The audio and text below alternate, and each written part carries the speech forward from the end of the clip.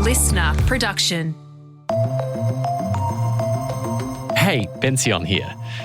Prime Minister Anthony Albanese visited the burnt-out wreckage of the Adass Israel synagogue in Melbourne yesterday after what police described as a terrorist attack on the Jewish house of worship last week. Police are investigating and at the time of recording are yet to comment on the motive behind the attack. But there's broad agreement that anti-Jewish and anti-Semitic sentiment is rising in Australia. So who or what is responsible for that? Can and should the Australian government be doing more? What do we count as anti-Semitic in this country? And how should we talk about it? In part one of this special two-part episode on anti-Semitism in Australia, we spoke to human rights lawyer and executive officer at the Jewish Council of Australia, Sarah Schwartz. If you haven't heard it, we'd really encourage you to take a listen after this. But now let's hear from writer and co-executive of the Executive Council of Australian Jewry, Alex Ryvchin. Alex, welcome to the briefing. Thank you. Glad to be with you. Has the fire attack on this synagogue in Melbourne been over-politicised? Possibly. I mean, we're in a world of representative democracy and politicians have certain interests and agendas. I think we'd be naive to discount that or ignore it. But from our point of view, from a Jewish community's point of view, there's nothing political about what's happened. We view it solely in terms of our rights and freedoms in this country. The right of all Australians to exercise their right of worship and assembly. That's what was attacked there. What politicians want to say subsequently is their business. We're not in that game. Our concern is solely with preserving the welfare and security of our community. At the moment, that security, that sense of peace and well-being, that sense of belonging in this country is being torched along with the buildings. Frankly, that's how the community is feeling. There's a great deal of anxiety that's been experienced over the last 13, 14 months. And I would say that what happened in the synagogue has now shifted the dominant emotion in the community from fear to anger. Can you give us an understanding of what the day-to-day experience of this is for someone who's openly Jewish in public in Australia right now? Look, it's a varied experience. I mean, I'm openly Jewish, but I'm not Orthodox. I wear religious garb and I go about my life pretty freely, pretty comfortably. At the same time, the position that I occupy in the community, I receive a great deal of hatred online in particular, a lot of threats, but that's kind of normal, I suppose, it shouldn't be considered normal, but it's become the norm for a position like mine in this country in this time. But when I speak to members of the community, I get a great sense of what it's like to be Jew at the moment. And in some sectors, in some industries, it's maybe imperceptible. But in others, it's striking and it's really affecting their lives. It's really affecting certain industries more where you see a lot of coordinated boycotts and shadow bans, a lot of exclusion. And when people can't do what they love, they can't contribute it themselves to this country. It's a personal tragedy for people and it becomes a national loss as well.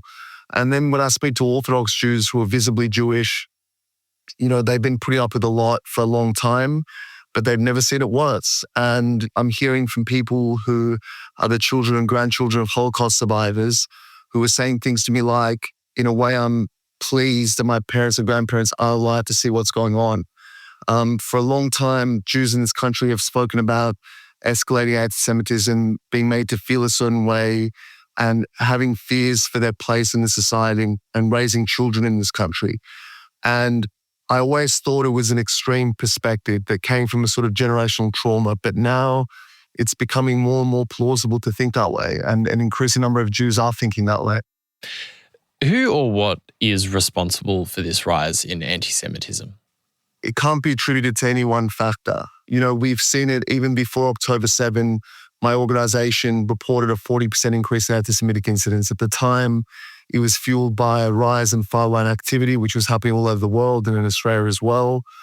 But since October 7, there's been an eruption of anti-Semitism and a normalization of it. And maybe initially it came from certain communities that felt a particular connection to what was happening in the Middle East. Maybe it was happening particularly from certain political movements that were being incited and were being sold the same old lies about Jewish domination of the media and government and finance and so forth.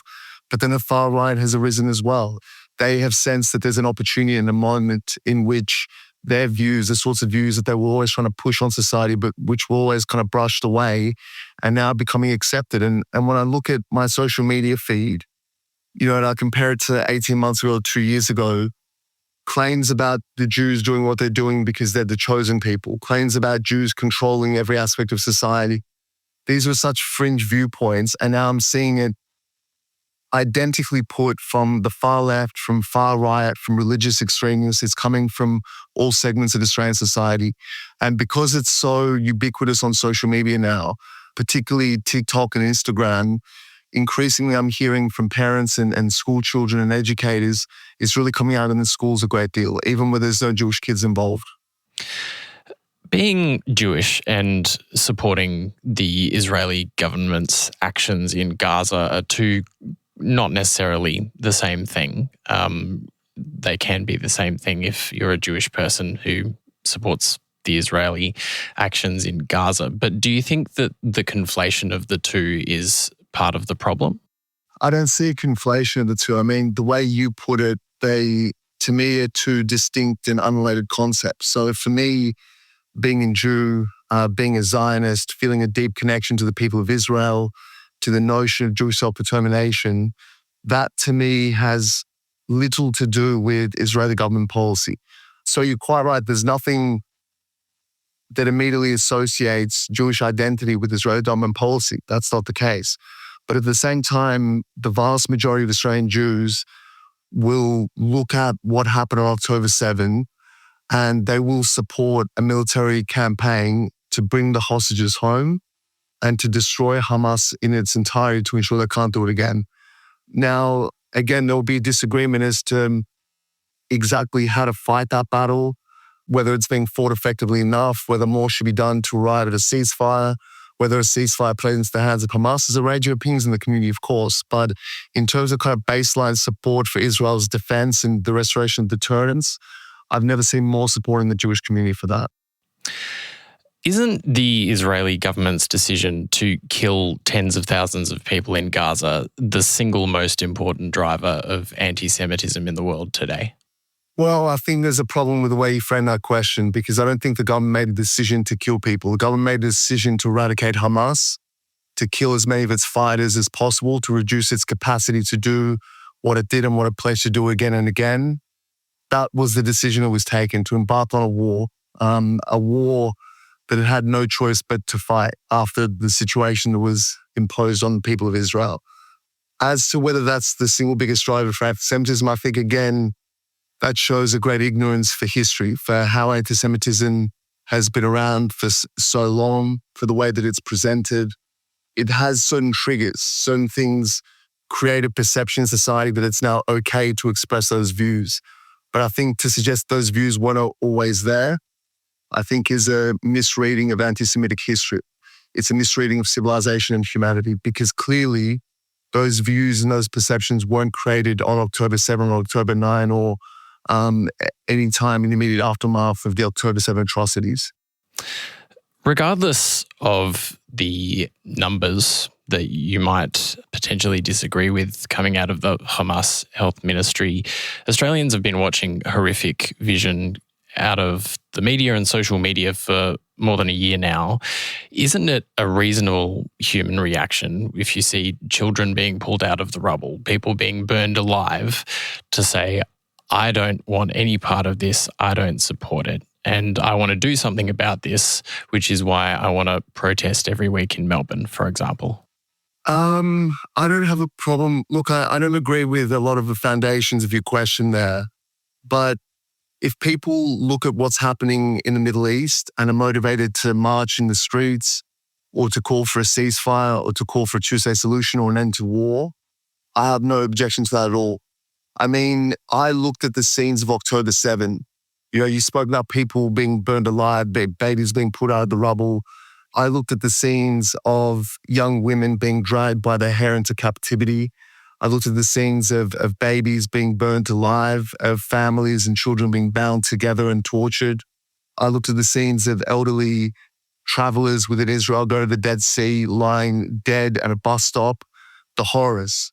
And at no point did I think that what I'm going to do in response to that is burn a mosque or abuse an Australian of Muslim descent or an Australian Palestinian or boycott the business of an Australian just because of what their ethnicity is or their religious background. The thought never even occurred to me. What you're saying is that people should look at the war and feel moved to action. I have no problem with that, and I agree with that, and I understand that completely. But I think the question is, what is the action that is legitimate? And to say or to imply that daubing of public buildings, scorching of cars, abusing Jews on the street, abusing them online, trying to push them out of industries, to in any way imply or insinuate that that's a legitimate response or understandable response, it's a bit like what people say about Torah 7 itself, that's somehow a justifiable thing. Well, people facing oppression and persecution, they'll do that sort of thing. They'll invade, they'll rape, they'll torture. I think that's a shocking betrayal of the victims of these sorts of atrocities. And it's giving a free pass to people who are doing horrible things and who are ripping our society apart. I'm certainly not suggesting that there's any justification for arson or for abusing people who are Jewish for being Jewish. But I certainly think that the conflation of the two issues is something that happens regularly in politics. Now, the Australian government has set up an anti-Semitism task force, Avalite, and it's appointed a special envoy to combat anti-Semitism. The Prime Minister has described the arson attack, in his opinion, as a terrorist attack, and authorities have since agreed. Is the government doing enough, in your opinion, to combat anti-Semitism? No, I don't think so. And we've been saying so for a long time. I think the arson attack is clearly the worst incident that we've seen in the last 14 months, but it didn't come out of nowhere. And we've seen a very clear progression. When we saw Israeli flags being burnt and clearly anti-Semitic chants on streets of Sydney and elsewhere, then we saw just recently in Sydney cars being burnt and vandalized and Hamas graffiti and things like that, and all the things that I've spoken about. I think it was inevitable that it would come to something like this, and then potentially worse. So to me, it was inevitable. And the fact that we got to a point where the burning of a synagogue was an inevitability, I think it's very clear that the government wasn't handling anti-Semitism properly. I mean, they've obviously pointed to certain achievements like the appointment of a special envoy to combat anti-Semitism. But one of the main recommendations made by the envoy was a judicial inquiry into campus anti-Semitism, recommendation which was rejected by the government. One of their first responses to the arson attack was to increase security funding. That's all good and well, and that's something that our community, that my organisation has been talking about for a long time, the need to secure vulnerable facilities to prevent this sort of thing from happening. But that doesn't cure or address anti-Semitism. Building high walls and fences, it may be needed, but that shows how bad things have gotten, really. Can you give me some examples? You mentioned a judicial inquiry there. Can you give me some examples of practical things the government is not doing that it should be doing? We want to see the Prime Minister get together with the premiers to talk about uniform policing measures and things they can do better, about law reform to ensure that people can't, with impunity, fly the flags of terrorist organizations and hold aloft and pledge public allegiance to the leaders of terrorist organizations in our streets. Again, that sends a signal to society that that sort of thing is acceptable. We've spoken about the need for mandatory anti-Semitism education in schools throughout the country to help people come to grips with and understand anti-Semitism, the uniqueness of it, how it presents, the conspiracy theories through which it's passed on, how it corrodes rationalism and civilized society, how it degrades society. I think that's really important. And also the importance of language. I think a lot of the language used by the government for the last 14 months has been problematic. And I think that their attempts to intervene in the Middle East, sometimes admirable, sometimes clumsy, but I think there needs to be recognition that what they do and say with regards to the Middle East invariably has greater impact on local communities than it does on Middle East peacemaking. Many non-Jewish Australians feel scared to talk about this issue. They fear saying the wrong thing. A criticism of Israel makes them anti-Semitic, or raising a concern about anti-Semitism makes them deaf to the suffering in Gaza. What is your advice to them and how to talk about this issue? Well, I think, when you talk about anti-Semitism and the experience of Jewish Australians or any form of racism, I think it's important to first speak to the people who are living it, the targets of it, to understand what they're thinking and feeling. In terms of feeling that you're going to say the wrong thing, commenting on aspects of policy, commenting on how war is fought in the Middle East, people shouldn't be afraid to talk about that. But unfortunately, when it comes to Israel, so much of that discussion, it can begin as a commentary on settlements or the conduct of war or proportionality and legitimate things to discuss. And then it flows into areas in which no other conflict tends to end up in, about the legitimacy of the state of Israel ab initio, whether it has a basic right to exist. And the sorts of accusations that are thrown at the state often get entangled with perceptions of Jews. And we're seeing so much of this. That's where what looks like a conversation about Israel is in fact a conversation about the nature and the character of the Jewish people. And that, and only that, really is where we move into anti-Semitism. But if people want to talk about solutions to the conflict, a two-state solution, a one-state solution, I think they should feel comfortable to do so. Alex, this has been a fascinating conversation. Thanks so much for joining us on The Briefing. Cheers, thank you. Alex Ryvchin from the Executive Council of Australian Jewry there.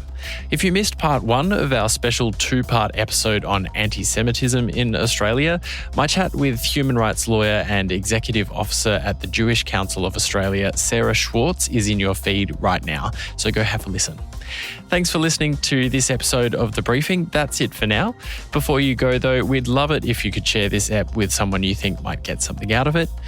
And we're also on Instagram at The Briefing Podcast and on TikTok and YouTube. Just search Listener Newsroom. I'm Bension Siebert. Catch you next time.